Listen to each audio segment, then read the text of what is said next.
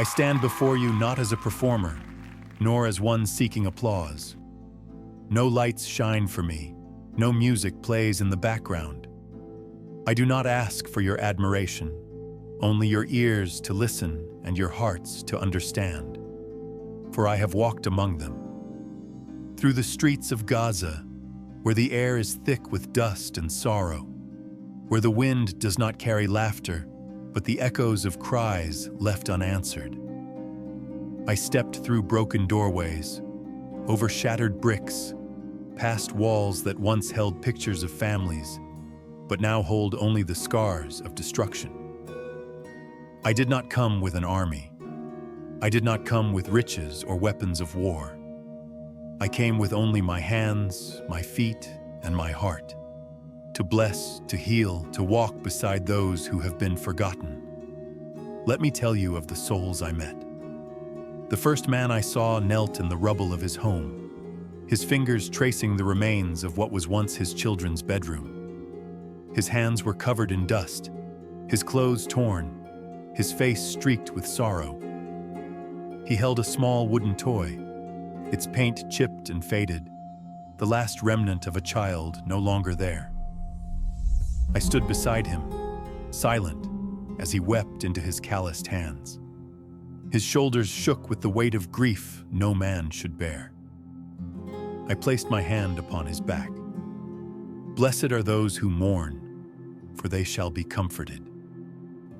He did not look at me, but his sobs slowed. His fingers tightened around the broken toy, holding on to the last piece of his child's memory. And for a moment, he was not alone. Further down the road, I saw a young boy, no older than 10, struggling to carry a jug of water. His small frame bent under its weight, his bare feet kicking up dust with every weary step. His arms shook, his breath was heavy, but he did not stop. I walked beside him, matching his pace. "Where are you going?" I asked. He did not lift his head. "To my mother," he whispered. "She is sick. She needs water." I reached for the jug and lifted it from his tired arms. His body sagged with relief, but he hesitated. He had learned that kindness was rare. "Come to me, all you who are weary and burdened, and I will give you rest." His small hands fell to his sides. His eyes, wide with exhaustion, softened. And for the first time in days, he allowed himself to be a child again. In the shadow of a collapsed building, a woman sat on the ground, cradling the lifeless hand of a man buried beneath the rubble. Her fingers traced his knuckles, her lips pressed to his cold skin. She did not cry. Her grief had gone beyond tears. I knelt beside her, watching as she rocked gently, as if time had stopped. "My son," she murmured. "He promised he would come home." I placed my hand over hers, over the fingers that refused to let go. "I am the resurrection and the life. Whoever believes in me will live, even though they die." She did not move, did not speak, but she turned her face toward the sky. In the ruins of a mosque, an elderly man knelt on a prayer rug covered in dust. His hands, frail and wrinkled, trembled as he whispered prayers not for himself, but for others. For the hungry, for the sick, for the orphans who had no one left to hold them. He did not look up as I approached. His voice was cracked, weak from fasting, from loss, but still, he prayed. I knelt beside him, placing a hand over his. "Even to your old age, I am he, and to gray hairs, I will carry you." His fingers stilled, his breath steadied, and he knew his prayers had been heard. Beneath a crumbling schoolhouse, I found a group of children sitting on the ground, flipping through the torn pages of books that war had tried to take from them. Their clothes were worn, their hands smudged with dirt, but their eyes, oh, their eyes were full of determination. "Why do you keep studying?" I asked gently. A small girl, her hair tangled, her dress faded from the sun, looked up at me. Because one day, the war will end. And when it does, we must be ready to rebuild.